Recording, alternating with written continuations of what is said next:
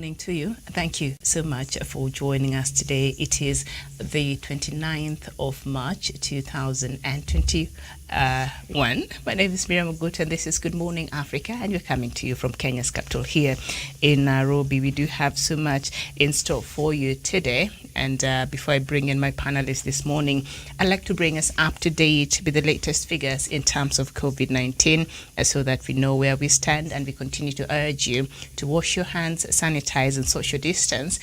Do as much as you can to ensure that you don't get in contact or possible contact with somebody who has this COVID-19. It's no joke. People are dying and our hospitals are full. All right. So this is very serious. So in Kenya this morning, the number of confirmed cases stands at 130,214 cases. The people who have since died from COVID-19 is 2,117. Recoveries is 91,754.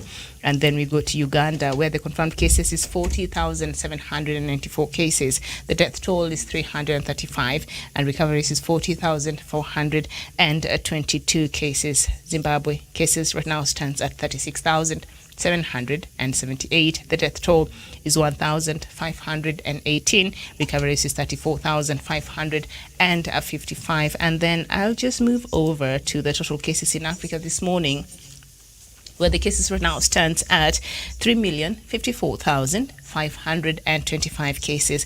The number of people who have died in the continent from COVID-19 is 102,001, and recovery so far is 2,717,900. So that is the situation in Africa this morning. But of course, as I keep saying, that is subject to change as many countries continue to update us on their latest as they get them. So that is where we are this morning. And so joining me on the panel is Dr.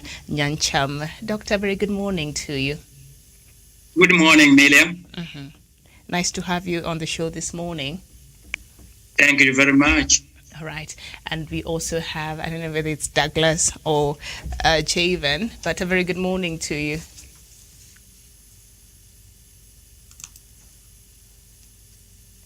Good morning, Douglas. Good morning, Javen. Or is it Musa? Musa, good morning to you. Morning, Miriam. How are you? Good. Nice to have you this morning. And so, all right. So I'll just take us quickly as we wait for the rest to join us. A bit of a technical difficulties here and there, but let me just read through our leading newspapers this morning, and then we shall start our conversation. And on the Standard newspaper, the main headline, COVID diaries of the vaccinated. In their words, efforts to protect country's frontline workers from the pandemic has been stalked by controversy, myths and outright lies. But after more than 90,000 people braved long queues to get the jab, a cross-section of Kenyans give their verdict, and we shall look at that. And then up there says Uhuru dilemma over fired Senators. Ruto's allies like United Democratic Alliance Secretary General Veronica Maina top list of those likely to replace sacked nominated senators, meaning the purge may in the end fail to serve its intended purpose. Other factors likely to add to the puzzle are regional balancing and representation of minority groups. And also just on the side, no justice yet for slain girl as court reveals cops cover-up. And then around there, authority finds Homeboys Radio 1 million Kenya shillings over presenters gender slur, and that is the Communications Authority here in Kenya. I think that is a story that trended over the weekend. And then on the Daily Nation, the main headline, Uhuru under pressure to ease pain, intense lobbying from the head of state to ease some of the COVID-19 lockdown measures announced on Friday. Tourism sector players say containment has put 1.3 million jobs at risk, suggests a less punitive safety plan. This is quite a delicate balance for President Uhuru Kenyatta right now. And then down there, blow to Raila as BBI runs into fresh turbulence. We shall look at that. And then exams expose full crisis of schoolgirl pregnancy. So that is the Daily Nation. And on the Star newspaper, IBC in Kenya shillings 9 million Dubai boundaries training. The team will spend 1.25 million in Kenya shillings in air tickets and 2.16 million in tuition fees. See, now I want to know what this story is about. And then up there, the day furious Cardinal Njue drove alcoholic priest to rehab, and Haji could charge 8 farms in 7.8 billion Kenya shillings scams and scandal. And then Mzee Kibaki spent 3 weeks at Nairobi Hospital, and we wish him a very quick recovery. That was our third president here in the country, President Mwai Kibaki. So that is what we have on our headlines this morning. So thank you so much. So let's just start with this issue of IEBC that is on the front pages of the Star newspaper, and the story is on page 6 of the Star newspaper. Nataka kujua wanaenda kutrainiwa huko for boundaries for what? Let me just read through and then we can have this discussion. Polls agency IEBC is on the spot over a planned executive training for commissioners and directors on boundaries review. Impeccable resources at the commission told the Star that taxpayers would fork out close to 9 million Kenya shillings in travel, accommodation and per diem expenses for the trip. Its 3 commissioners, Wafula Chebukati, who is the chairman, Boya Molo and Abdi Gulie, and directors of voter registration, human resource, legal, research and development, ICT and finance are expected to attend the training in 2 groups starting April 1st to April 12th. The first team comprises the chairman, and then they've outlined that, and then commissioners. And the hue and cry raised within the polls agency are that persons selected for the training have minimal role in boundary delimitation, yet critical staffers have been left out. So they are going to Dubai to learn how to delimitate the boundaries. I thought they've been doing this for the longest time.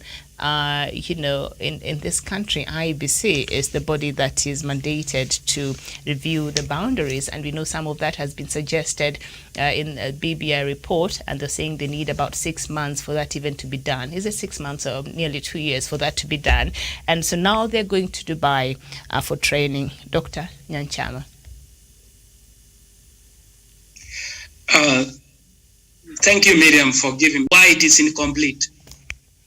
In fact, we should be having a very diligent discussion if the journalist who published the story asked Chebukati, you ask, if there is a challenge, why are you going to Dubai?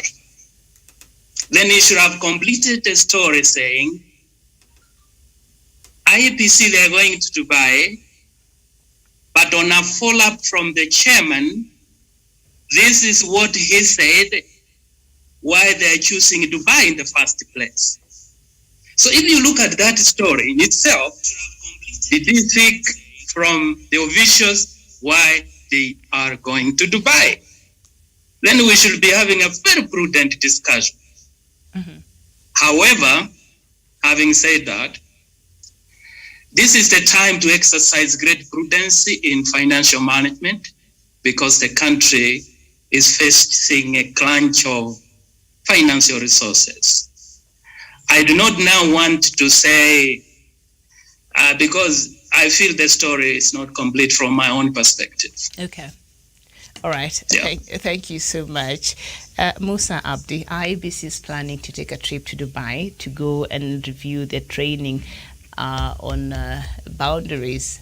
As we know, in the BBI report, there's that suggestion of having 70 more constituencies, and the BBI is saying it wants to go and get some training on how to do that. And the money that they're saying is going to be spent is 9 million Kenya shillings in travel, accommodation, per diem expenses for the trip, and another millions for other things there. What do you make of this? Thank you so much, Miriam. Responding to that, I think these are some of the reasons, Miriam. I know maybe the role they have been given institutionally for delimitation, Miriam, is a very crucial role. I understand that. I've even spoke via this television, Miriam, a while ago on the issue of, addition of these wards and constituencies, after some of these constituencies have achieved threshold numbers, Miriam, and some criteria. But trying to understand the whole thing, Miriam, this is a country whose budget expenditure and spending, Miriam, is overboard. We know how public wage bill is. And these are some of the areas which I'm not going to give President Uhuru Kenyatta a good marks. I know he has done well in other areas, but as far as public service and strengthening and cleaning this public service is concerned, Miriam, we have a lot of problem here. Why do you have to spend 9 million going to Dubai, or the environment you are going to have to enjoy being trained on those delimitation is going to give you the world best practice on issues of boundary? No. Why can't you be like John Pombe Magufuli? Do everything. Just take them to Serena, take them to just a normal hotel in Kenya, and you know the role they are doing is something very similar, Miriam. But unfortunately, we are dealing with a capitalist government. We are dealing with a capitalist bureaucracy whereby everything is about money, everything is about over quotation, Miriam, where no one is having the heart of helping, reducing the borrowing spree we are really occasioning currently. But I believe, Miriam, the role they are playing is constitutional. They are mandated to delimitate, Miriam, and designate issues of boundary very crucially. And I feel IEBC, no matter how protracted they are in terms of their services and their capacities, Miriam, because now due to many politicians dying of COVID-19, they are really holding a lot of by-elections. I believe these shall be successful because the last time I checked on their website is that it shall be on 2024 when boundary delimitation shall be done, Miriam. Thank you. Okay. Thank you. So now, according to this story, the source indicated that the technical staff from the Directorate of Voter Education and those from the Boundaries Directorate have been left behind, yet the role is very critical. The IEBC is set to spend well over 1 million Kenya shillings on each of the 3 commissioners and acting chief executive officers for the 7-day trip. And they've mentioned the money they stand to benefit from that, and documents seen by the Star indicate that each commissioner will get about 92,664 per diem, and the team will spend about 1.25 million in air tickets and 2.65 million in tuition, being 216,000 for each person. And I don't know, what do you make of this? Douglas Kirim, a very good morning to you. IBC is taking its officials there to Dubai to train on boundaries delimitation there, but yet the crucial people who are supposed to be part of that team are not part of that team that is going to Dubai. And why are we going to Dubai to learn on how we can delimitate our boundaries? Do we not have laws that govern how we do that? Thank you. Thank you, Miriam, and thank you for having me on the show. One thing we need to understand about the current IBC, the way it stands, even discussing the boundaries of this country and also discussing anything that touches on IBC, as IBC stands today, it is illegal, and also illegal in the sense that they do not represent the interest of the people of Kenya. What IBC needs to do today is a complete overhaul, from the chairman to the cleaner. Anyone that works at Anniversary Towers today, they need to have been outed out of office long time ago, Miriam, because these are some of the reforms that I keep talking about at IBC. Why would they go to Dubai to do all that? Why do they have to go to Dubai, spend money in hotels and to study that? These are some of the studies that they can do from their post offices at Anniversary Towers, Miriam. One thing we need to be able to understand as the people of Kenya is that IBC has never had the interest of the people of Kenya before. I have never had the Chebukati Red Commission speak for the people of Kenya in this country, Miriam. When an IBC that is divided in the middle on the opinion on where to stand when they're supposed to stand with the people that employed them, it poses a question for whose interest IBC works for. IBC today works as if it pre-exists the people of Kenya. IBC is a creation of the people of Kenya. Remember, we had the Electoral Commission that was led by Samuel Kivuito that we disbanded. We had the Independent Electoral Commission, IEC, that we disbanded and formed the IBC today. The powers of IBC, the mandate of IBC is derived directly from the people of Kenya that has given them as an independent institution that power to exercise it on behalf of the people of Kenya. These people are spending huge amounts of money. They want to go and earn pandiyam in a foreign country. In the middle of coronavirus, Miriam, these people are looking for ways to spend money and misuse money. Remember, IBC has bought equipment that they have never used in 2013 election and 2017 election, Miriam. There is that scandal that is looming at IBC. Today, as the people of Kenya, we need to decide on the way that we shall go. And the way that we shall go is electoral commission reforms. Our electoral commission reforms cannot go forward without making sure that we clean up everything at IBC. This is pure corruption, Miriam. This is pure misuse of public resources, Miriam. The monies that are allocated to IBC, they want to tell the people of Kenya who are suffering today, even under a health emergency called coronavirus, Miriam, it is the budgets are spent in vain. Why do they have to go to Dubai, Miriam? Are they not, if they don't want to work from their hotel, from their anniversary towers offices? We have good hotels in this country, Miriam. We have government institutions, Kenya School of Government. They have facilities they can be able to utilize and stand anything they want to stand from those institutions, Miriam. If that also goes beyond reach for them, they can use our universities. They have better conference facilities, even I think beyond what they want to do. Maybe they want to go to Dubai, fly, take per diem, and the people of Kenya continue talking about electoral reforms and the issues surrounding IBC, Miriam. I think it is the high time the people of Kenya stopped praising IBC and they held that institution accountable. By being an independent institution, IBC is answerable to the people of Kenya, Miriam. IBC needs to be held accountable. Chebukati Red Commission is a corrupt haven of thieves who continue harboring ambitions of making themselves reach at the BS of the people of Kenya, Miriam. So my opinion on that is that these people, the people who are working at the Chebukati Red Commission today are incompetent, corrupt, and greedy people who want to spend money, whereas that money can be used to be able to better our commission, to be able to work for reforms at the Electoral Commission, Miriam, so that the people of Kenya can be able to get results from this commission, Miriam. Every time when we have an election, we are 17 months to elections, but we are having problems about this IBC, Miriam. I think it is the high time, with all due respect, that the people of Kenya works on IBC, and IBC, Miriam, needs to work for the aspirations and ideals of the people of Kenya, not to pre-exist the people of Kenya and work for their own selfish ambitions and their own greedy selves, Miriam, because they are not representing the people of Kenya in Dubai, what they are doing, Miriam. This is pure corruption. There is nothing I can add about it. It's pure corruption, pure incompetence, and inept leadership at IBC, Miriam. Thank you. Douglas, you have no kind words for Chebukati this morning, but this is what Chebukati is saying. He defended the choice of Dubai as the venue, and he said, well, much of the training is available and done locally here in the country. He said some are not available locally. And those not trained because of budgetary constraints, for those who were supposed to actually go but did not get an opportunity to go, are usually considered in the next training phase, he said. An insider told the Star that the budget approval was unusually fast-tracked.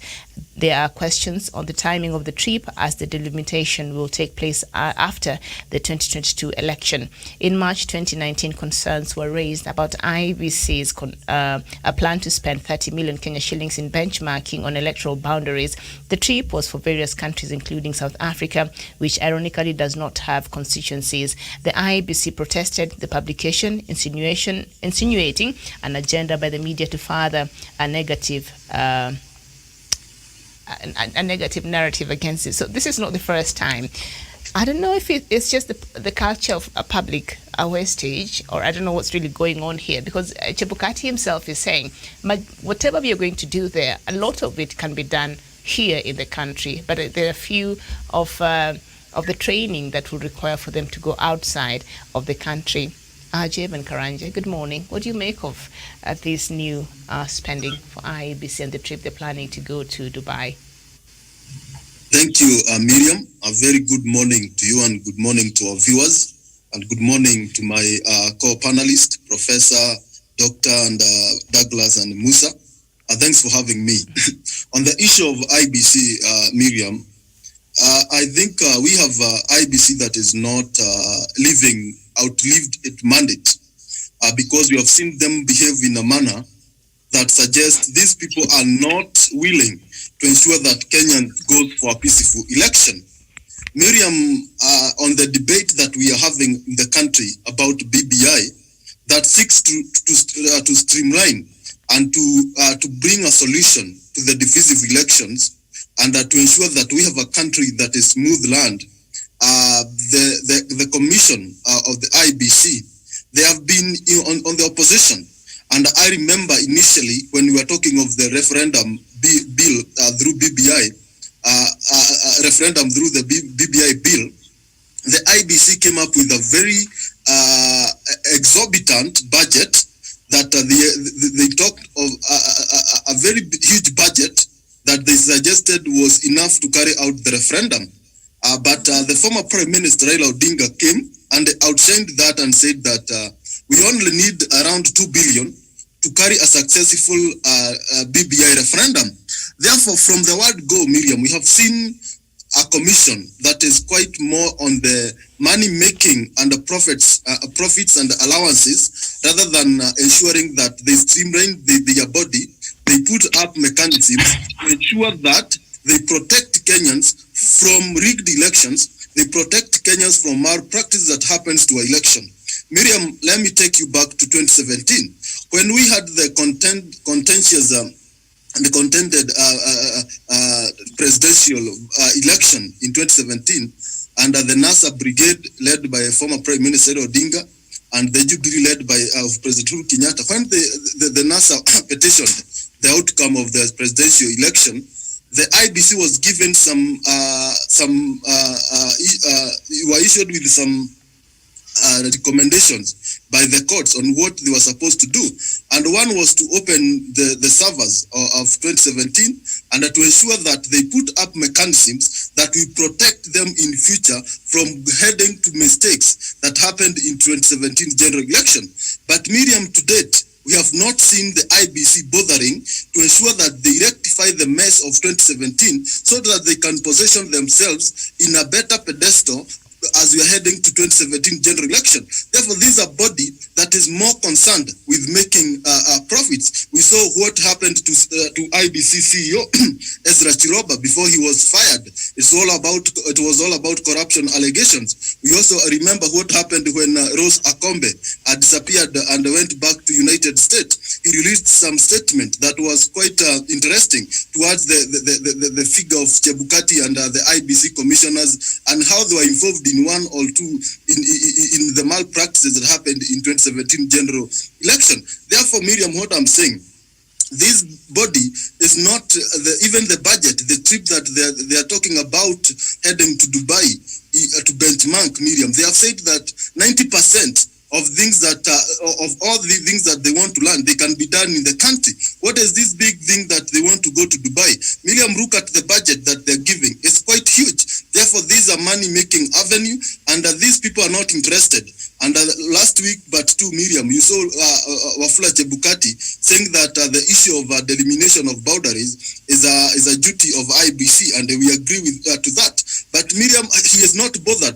In fact, he is telling us that to wait until 2022, after 2022 general election, that is when they will do the delimitation of boundaries. Then why hurry now? Why the rush now when we have all these crises in the country? Therefore, this motive to go to Dubai is ill-informed, and I don't think is more about the delimitation of boundaries, because they can do that even without all this big benchmarking, because they can read through virtual reading and so on. Therefore, these are money-making avenue, and they are not interested to ensure that Kenya goes for a credible election. They're interested to secure their position and the allowances at the helm of IBC. Therefore, it is high time as a country we rectify and we ensure that we have a body that will guarantee us a peaceful election to avoid going on chaos and havoc that this country goes after a contentious presidential, especially presidential elections. Thank you. Thank you so much. And by the way, I think I forgot to start with breaking news this morning. The grandmother of Barack Obama, President Barack Obama, the 44th President of the United States of America, Mama Sarah Obama, passed on in Kisumu at the age of 99. So it is a breaking news right now, and we shall give you, the family has confirmed any news as we receive. So our condolences to the larger Obama family. Professor, now the IBC the field officers who spearheaded the process, the majority of whom were absolved in the last delimitation, majority of whom were absolved in the IEBC, are still with the commission and did not receive any international training abroad. They were trained in Kenya. They are still there in the last delimitation.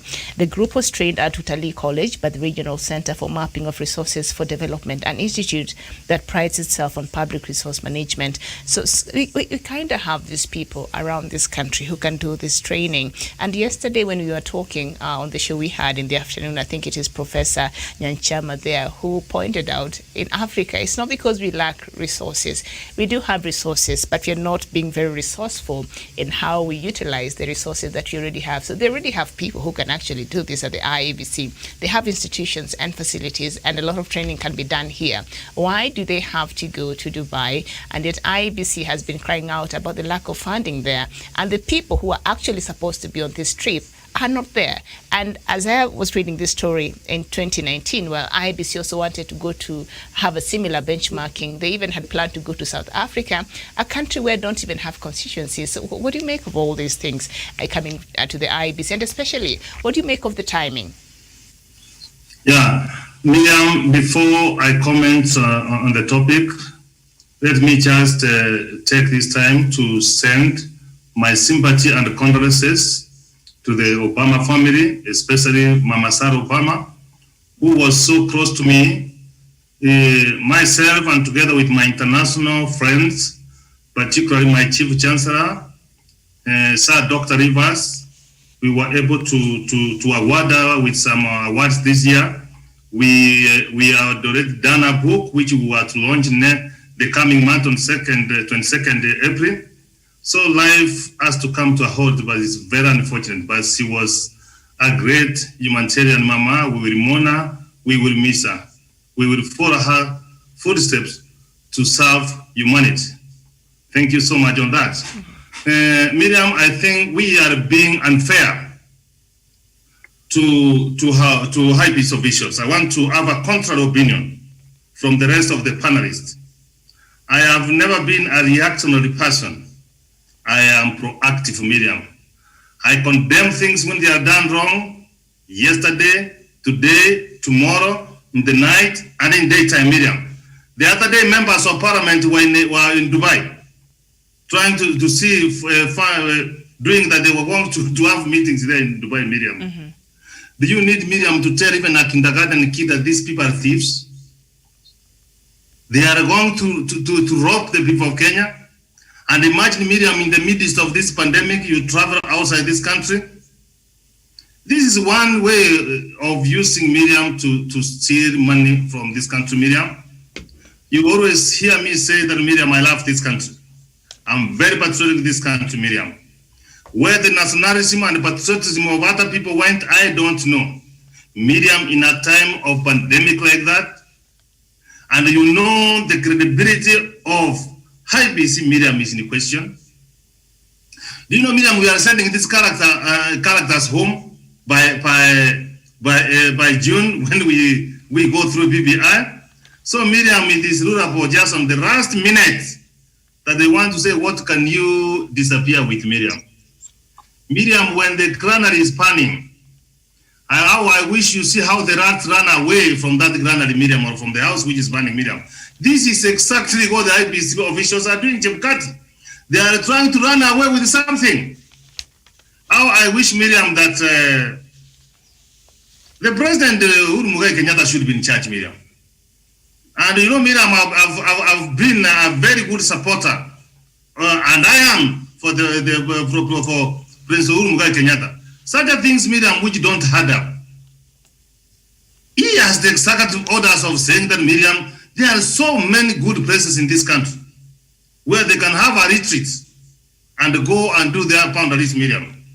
So on this, Miriam, it is not only IEBC, Miriam, the people of the public servants, Miriam, they are looking for any opportunity. Miriam, sometimes people move away from their offices and they have got very nice boardrooms.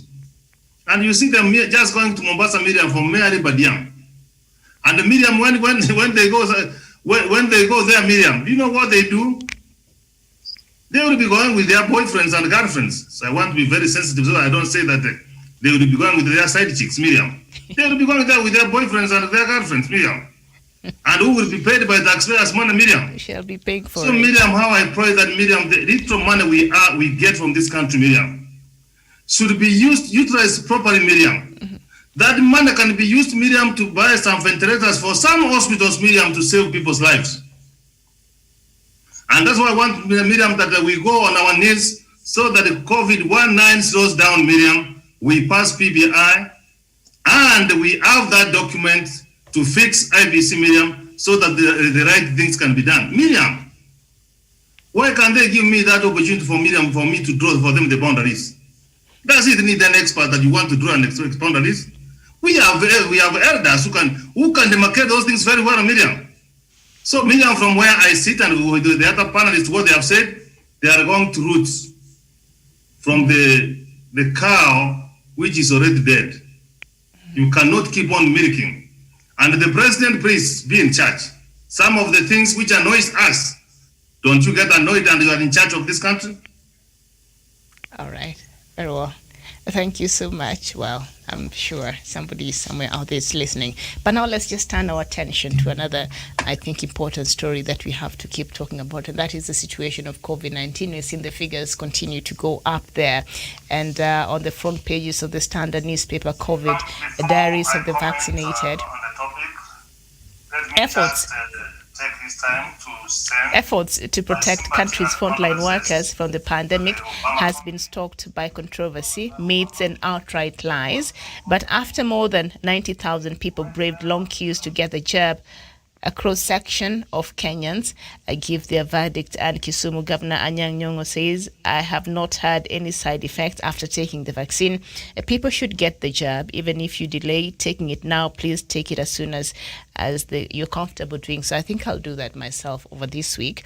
And Vihiga Vaccines Coordinator Edith Anjera is quoted as saying, I did not feel anything. The public should stand assured that the vaccine is safe. It reduces severe forms of the disease, will reduce the effects of the pandemic, and save lives. And Nakuru Governor Lee Kinyanjui said, I went for the vaccine because I have seen the pain of COVID-19 around me, and I will not hesitate to take any measures necessary to reduce its severity. And I think on Friday and I think a good chunk of last week, we were pleading with the president to lead from the front. So he did so on Friday. Dr. Nyanchama, will this go now to inspire confidence among Kenyans that this vaccine is actually safe and they should go and get vaccinated? You know, Miriam, thank you very much. Sometimes, even if we condemn leaders all the time, there is no leader. In fact, in the Bible, I can't remember exact verses, that which father can promise his children bread and then he gives them snake.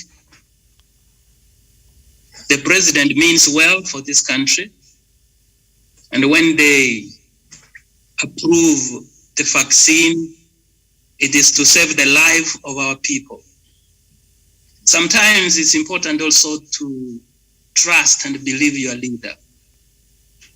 As the head of state, I do not think that he can jeopardize the safety of the citizen he took an oath office to protect. And in that regard, I think I want to say that any suspicion on this job, we take the word and we mean, and we take that they mean well for our welfare. I'm not an expert to authenticate the safety. I only rely on the words of our leaders, being led by the President of the Republic. Following that trust is a man I haven't known whether he lies, so we trust him, and he means well for the people he took an oath office to protect. So those who get the opportunity, I think it's important to take the jab and eliminate the risk of the coronavirus being crystallizing on you. That is all, Miriam, I could comment on. All right. Thank you so much. So the progress as of Friday, the Ministry of Health had vaccinated about 90,340 people across 622 facilities. The phases the vaccine plan targets giving 1.25 million people both doses of the AstraZeneca jab by June 2021. The second and third phases will increase this number to 16 million by June 2023. Musa Abdi, tulimwambia rais, nenda udungwe kwa wale wa Kenya ambao wanaweza kuwa wanashaka, and he did. And I saw Kenyans had a lot to say, but will that inspire confidence now? Thank you so much, Miriam. Just to add on Professor Onyari's remarks, Miriam, and I quote Mahatma Gandhi's just indirect quote when he said, the character and the values of the leaders you have and you've elected them is the very embodiment of what is happening on the ground, Miriam. So sometimes you don't have to blame these, cases of corruption coming up. Kenyans are corrupt. We are corrupt. We are known with our characters, Miriam. A good number of Kenyans are never patriotic when it comes to defending their country, Miriam. We understand that. Moving on to this COVID-19 vaccine, Miriam, I think the president has done a good chap of public relation, that is positive public relation, in instilling confidence that indeed the vaccine is safe and the vaccine, Miriam, can be taken by anyone. And I believe, as far as that is concerned, Miriam, regarding his age and his maturity, the older members and the adult members of the society were the ones who had really high regard and concerns on the safety of this vaccine. So I know there has been a good response to that, Miriam. Already yesterday in Isiolo, a good number of people really have been informed, turned up at the referral hospital in requesting or inquiring about how can the vaccine be administered. So I believe, Miriam, it was a good strategy. It's a good move. Now the only thing remaining, Miriam, we abide to the lockdown rules, suspension of these political rallies, and ensuring that we stay safe. Mm-hmm. All right. Thank you so much, Douglas. I know you had so much to say about people who are supposed to go and get the vaccine last week. You even suggested hata kama anadungwa maji, lakini alidungwa hiyo vaccine last week. Hiyo itasaidia. Douglas. To inspire Miriam, confidence among I know people were joking like that, but he had the vaccine itself. Yes, Miriam, it inspires national confidence and all that. And also people would see that that vaccine is very safe to take, because our readers are our mirror, Miriam. Remember when people demanded that the president should take the vaccine, and I actually said here, I said that if the president takes the vaccine, the day didn't end without him taking the vaccine, because it inspires national confidence, but also still a lot of numbers, a lot of people in the country today have not taken the vaccine. The frontline workers, the policemen, the nurses. Still nurses want to use this COVID-19 platform to be able to pass their grievances to the government. I think it is not the right time, including lecturers like Professor Jared Onyari cannot use this opportunity because we are in an health emergency. Using this opportunity to address the government is not the best thing they could have done. They could now go take the vaccine. After taking the vaccine, now they can now openly work out their other issues. So I believe that Kenyans, ordinary Kenyans from all walks of life will go ahead and take the vaccine, because Miriam, the uptake of the vaccine is still very low across the nation. And I hope that these people are going to take the vaccine so that they can be vaccinated against the coronavirus. Remember, Miriam, this vaccine is not being paid for. So I think a lot of people are also being guided to. Kenya is a country that drives around conspiracy theories, people that don't even understand those theories. When you hear that when you get vaccinated today, you have issues, people just boycott the vaccine and the vaccine is coming to save them.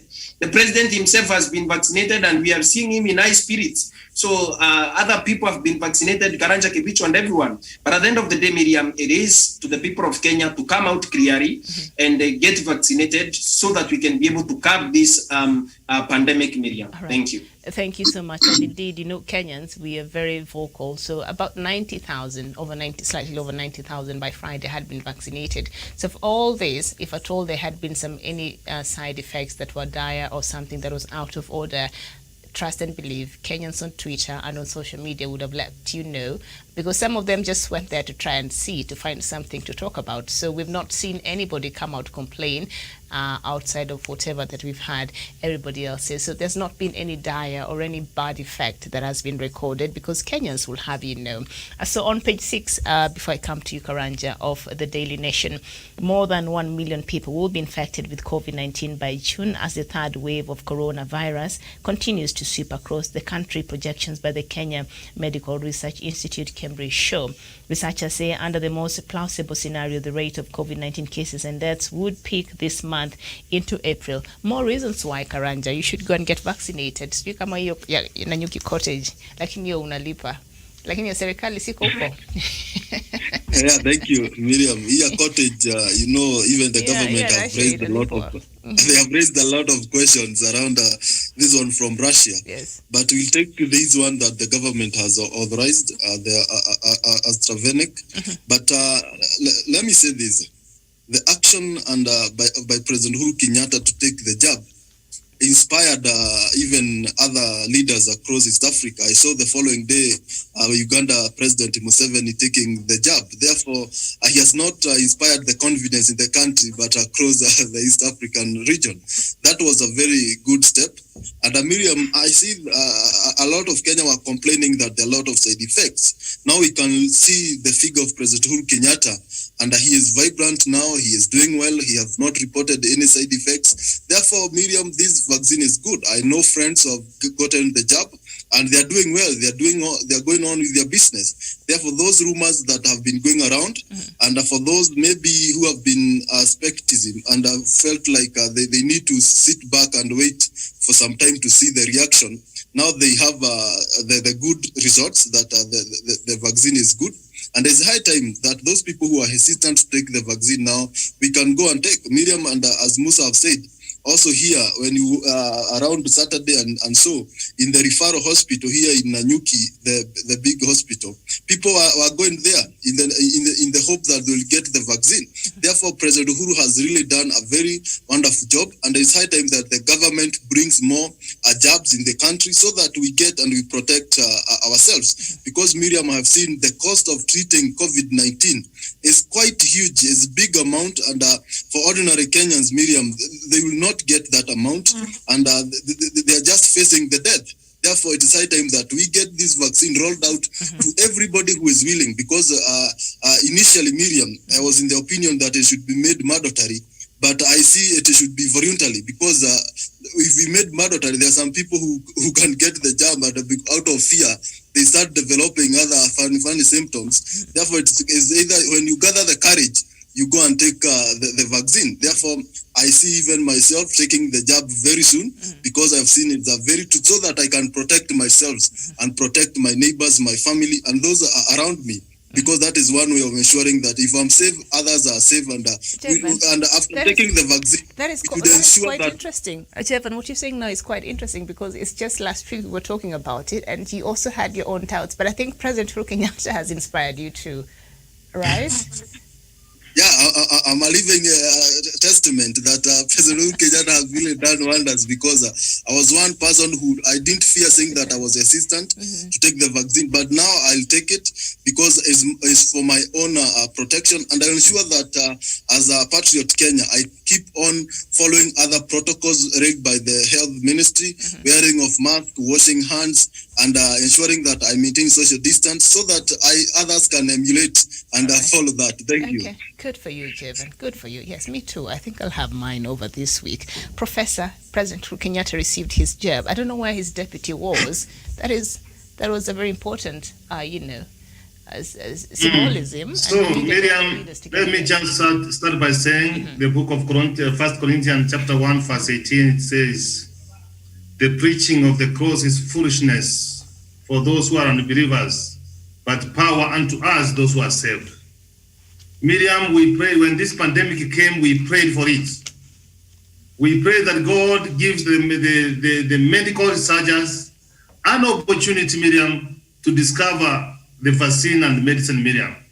So, Miriam, this vaccine coming, Miriam, is to thank God because He has answered our prayers, Miriam, and it did not take long. And Miriam, proceed now to say, Miriam, that I want also to thank Punchline Africa because it is concerned with the issues going around in the continent of Africa. Kenya being one of them, Miriam.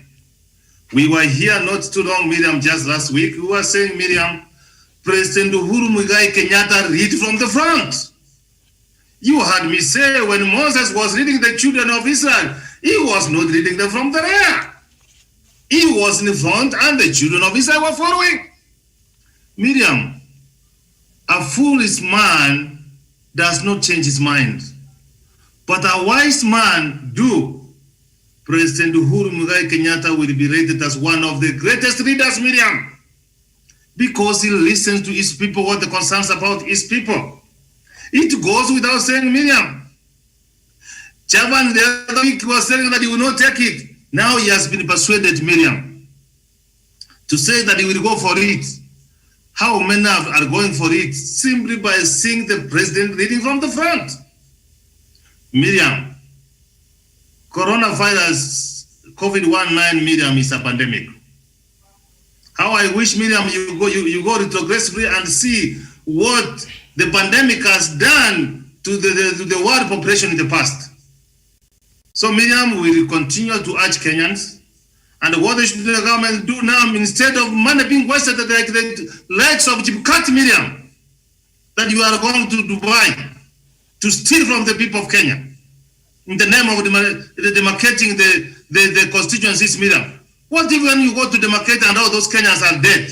You are demarcating them for who? That money should be spared, Miriam, so that we can get more vaccines, so that Kenyans will enter the bracket, Miriam. Remember the 1.25 million we are talking about, it was donated, given by World Health Organization. So I'm trying to say, Miriam, that more of even development should be stopped in the world, Miriam, so that we acquire the vaccine, so that every Kenyan, Miriam, should be given equal opportunities, Miriam, to get that vaccine, Miriam.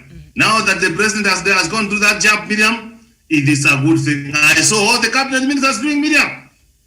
So, Miriam, I'm very happy. I'm very happy with Punchline Africa for us having these issues which we raise as they are, and we speak the truth as it is, Miriam. We don't hide. If you steal from the people of Kenya, Miriam, we tell you that you are stealing from the people of Kenya. If we doubt on your leadership, Miriam, we tell you, no, okay, Mr. President, read from the front. On this one, I'm so much happy with the president, Miriam. All right. Thank you to Professor. Yes, indeed, especially you, Professor. You were very categorical and you called on the president to lead from the front. And I think a lot of Kenyans, and I'm glad that he did, and that will go a long way.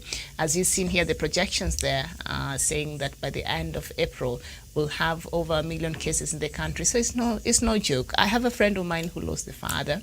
They could not get ventilators, they could not get an ICU bed, and now they're planning for burial. So this thing is sio mchezo. And on page 4 of the Standard, the story, there are no adverse side effects reported so far as more line up for COVID-19 vaccine. So go for it. If you're able to get an opportunity to go have the jab, please go for it. And the last I checked, for the Kenyans who have been vaccinated that are sharing online, a lot of them are not frontline workers. And so I think right now it's open to anybody who wants to get the jab. And all you need, I think, is your ID, I suppose, I think. So you go and get that jab, please, to protect yourself, even as we wait for another wave to come, apparently. So we have to make sure that we are protected. There's a story that I've read here. I don't know if we'll discuss it, but our time is almost up. How officer got 11 million Kenya shillings to fund bogus school. A junior officer in the education ministry created a fictitious secondary school and went ahead to benefit over 11 million Kenya shillings in government disbursement. A new report by MPs has revealed. The report also revealed that another officer inflated enrollment figures in the system for some schools in what partly occasioned an overpay of 103 million Kenya shillings to 150 a school across the country. And when President Mwai Kibaki brought in the free education, I think we never thought this will be the the things we'll be reading here today. And when it started, it was really, really good. And a lot of children from across the country who otherwise would not have an opportunity to go to school, did. And now you see the money is 100 million Kenya shillings. Do you know how many children that would educate? In the rural areas and other parts of the country that are disadvantaged. So this is a minister, this is a high top official in the Ministry of Education, went and created a professor, his own secondary school, Fixitious, and it has been channeling money through this school. What does this say about our institutions generally and the checks and balances that we have as we conclude, Professor? Miriam, I am a crusader of corruption. Yes. Miriam, you know very well I detest corruption. Miriam, you know what? Some of this free money, Miriam, do you know what happens, Miriam, when they has been sent to school? Mm-hmm.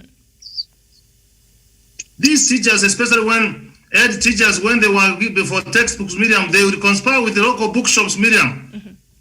No books are delivered and they get paid, Miriam. As if that one is not enough, Miriam. Do you know sometimes they exaggerate the number of pupils in their schools? Mm-hmm. So Miriam, corruption, and that's why Miriam in the PBI, the Prime Minister and the President, Miriam, they identified corruption as it is, Miriam. We will continue condemning corruption, Miriam, because let me tell you, Miriam, two things will just destroy this country. Miriam, you rather have cancer.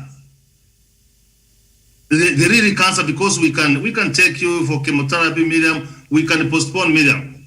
But corruption, Miriam, it kills completely and it kills instantly and it kills generations, Miriam. Cancer will...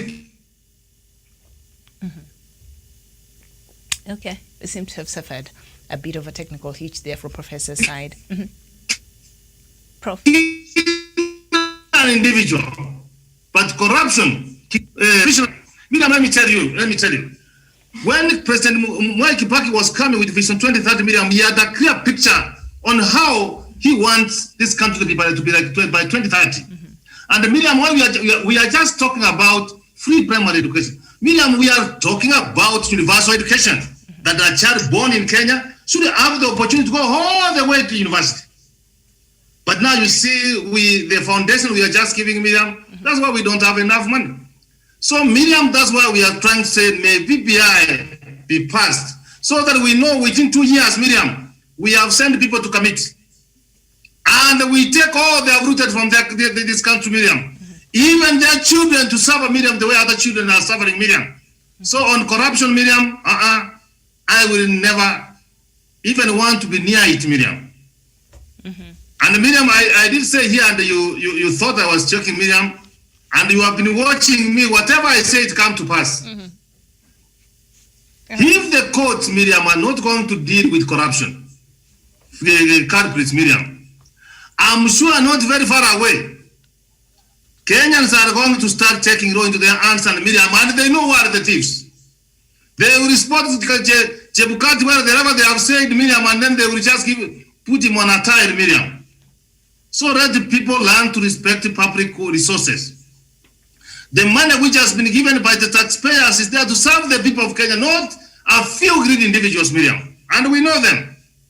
So they should stop, Miriam. You know what is happening in Gimalela and Rotterdam, Miriam?